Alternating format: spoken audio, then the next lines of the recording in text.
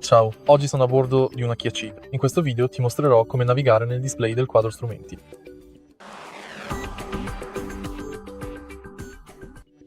All'inizio premi semplicemente questo pulsante per cambiare il menu visualizzato sul quadro strumenti del veicolo. Ora qui possiamo vedere la bussola, il menu assistente, le impostazioni utente e le informazioni accumulate.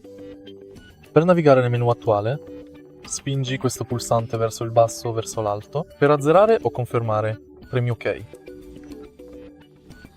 E qui possiamo trovare il consumo di carburante, le informazioni accumulate, le informazioni di guida e il tachimetro digitale.